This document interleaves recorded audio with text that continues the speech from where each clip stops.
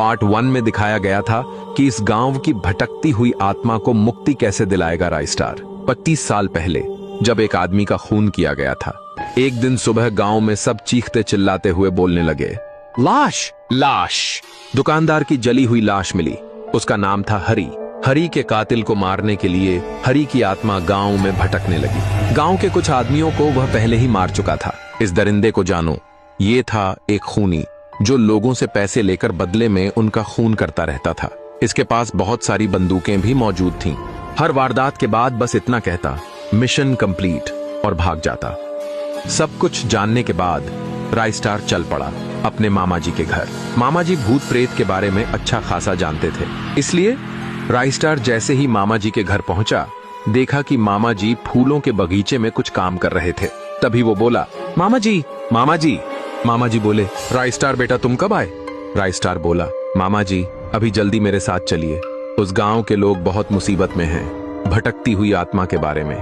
गांव के पास आए और सूरज भी ढलने लगा।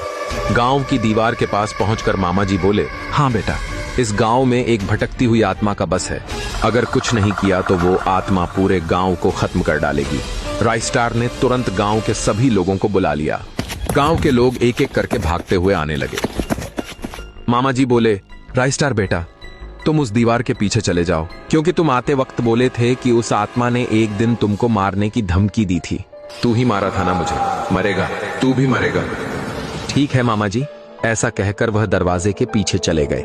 इधर मामा जी ने सब कुछ तैयार किया और महापूजा करने लगे। उन्होंने मंत्र पढ़ते हुए कहा, हरि की भटकती हुई आत्मा जहां कहीं भी है, आजा मेरे पास। कुछ ही पलों में वह आत्मा वहां आ गई और गुस्से में बोली, क्या चाहिए तुझे? मैं सबको मार डालूंगा, छोड़ मुझे यहां से जाने दे।